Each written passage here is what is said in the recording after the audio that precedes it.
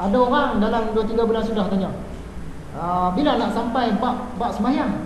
Bila sampai bab semayang baru dia nak dengar. Dia kata lambat lagi nak sampai. Sebab saya tak ajar semayang. Bab semayang ni dalam kitab lain pun banyak orang cerita. Nak masuk bab-bab lain dulu. Dia kata tak apa, nanti dah sampai bab semayang bagi tahu. Maksud dia bab ilmu ni dia tak mau ambil tahu. Dia sampai bab semayang baru nak belajar. Jadi orang macam ni dia rugi tau. Sebab apa? Cuba kita fikir. Yang paling penting akidah. Tapi kenapa Imam Ghazali mula-mula dia cerita ilmu dulu? Dia tak cerita akidah. Dan dia hurai ilmu punya panjang lebar. Di sana ada rahsia-rahsia dia. Salah satu rahsia dia nak bagi kita faham dia punya manhaj, dia punya metod, dia punya cara, dia punya jalan, supaya kita belajar bab-bab yang belakang nanti ikut benda yang dia nak sampaikan. Kalau tidak, kalau kita tinggal bab ilmu terus masuk bab akidah, memang kita boleh belajar, tapi tak macam Imam Ghazali nak beritahu. Seolah-olah kita belajar kitab lain.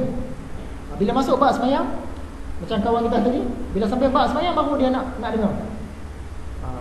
Masa tu nanti dia tak boleh nak faham cara kita bawa. Dia akan faham macam mana belajar kitab lain. Macam dulu kita belajar kitab ni. Ni Kifayatul Muhtaj.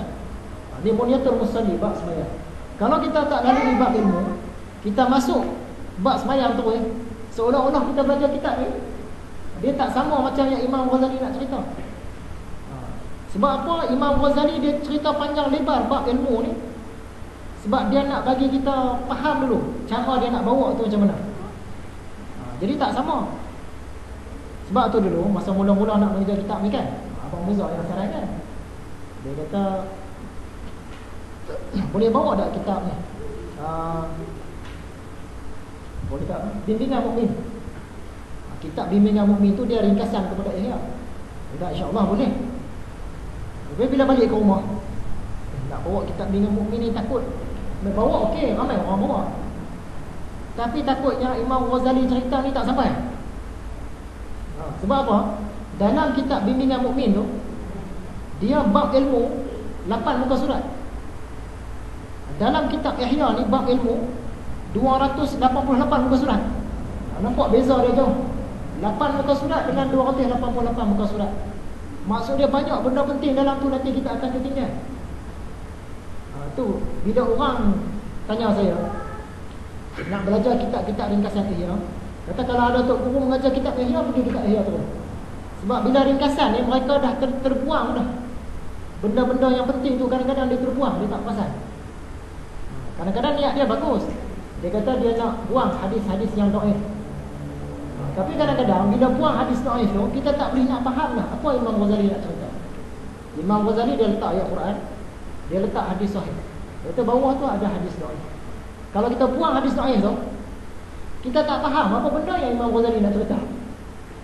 Berdasarkan Al-Quran dengan hadis sahih tadi, tak tahu apa benda dia nak cerita ni.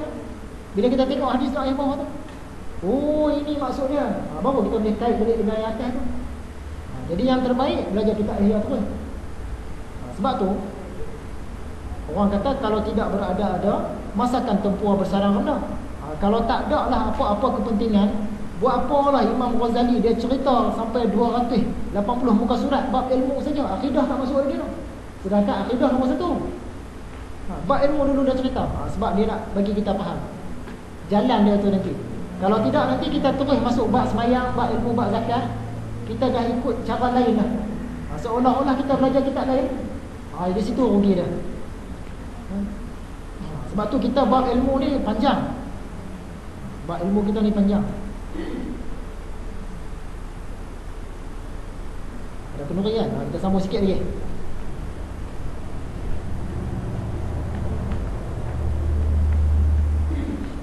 Kata Malik bin Dinar, aku baca beberapa dalam kitab lama, Tuhan berfirman bahawa yang paling mudah aku perbuat dengan orang menuntut ilmu apabila mencintai dunia ialah aku keluarkan dari hatinya kelazatan bermunajah dengan aku.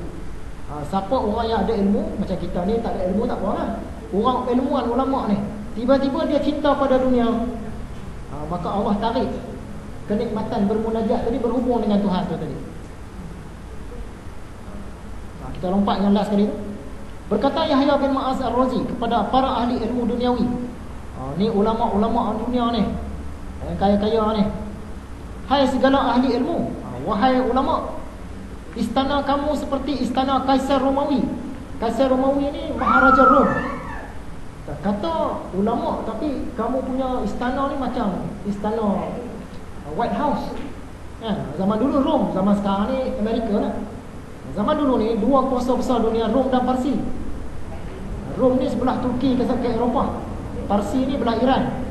Dua ni lah kuasa dunia. Tapi sekarang ni dia berubah. Sebelah timur ni China, sebelah barat tu Amerika. Dulu sebelah timur Iran, Parsi, sebelah barat Rom. Jadi Yahya bin Ma'az ni dia macam dia canon lah kepada ulama-ulama yang terpengaruh dengan dunia ni. Dia kata, wahai ulama, istana kamu macam istana Maharaja Rom. Itu pejabat tu. Rumah pula, rumah kamu macam rumah Kisra Parsi. Ni Maharaja Parsi.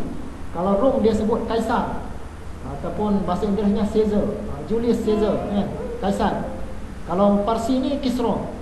Pakaian kamu seperti pakaian golongan Zahiriyah. Ni pakaian hebat-hebat ni, mahal-mahal. Kasut kamu seperti sepatu jalut. Ni raja Yahudi dulu ni. Kenderaan kamu seperti kenderaan Harun. Tempat makan kamu seperti tempat makan Fir'aun. Perbuatan kamu seperti perbuatan orang jahiliah. Dan mazhab kamu, mazhab ni aliran, ini bukan mazhab fiqh, aliran, seperti mazhab syaitan. Maka di manakah syariat Muhammad itu? Jadi dia petikai tadi. Dia kata ni ulama yang tiba-tiba jadi kaya ni kan, kaya dengan sebab ilmu dia. Kalau kaya bisnes lain. Sayyidina Abu Bakar pun pernah kaya bisnes. Yang Abdul Rahman bin Auf pun kaya bisnes. Bukan dengan sebab agama tu tadi. Dengan sebab bisnes tak apa. Ni dengan sebab agama tu tiba-tiba kaya. Dengan sebab agama kaya. Mesti ada sesuatu di sebalik itu. Sekarang itu saja nampaknya perkongsian kita pada hari ini. Tak sempat nak ulang pasal Syiah. Minggu lepas kita cerita panjang tentang Syiah. Syiah ni 3 golongan. Golongan ekstrim, golongan sederhana, golongan bawah. Tak sempat nak ulang lah. Lain kali kita ulang tadi. Sekarang itu saja. Jika ada salah dan silap, saya mohon maaf.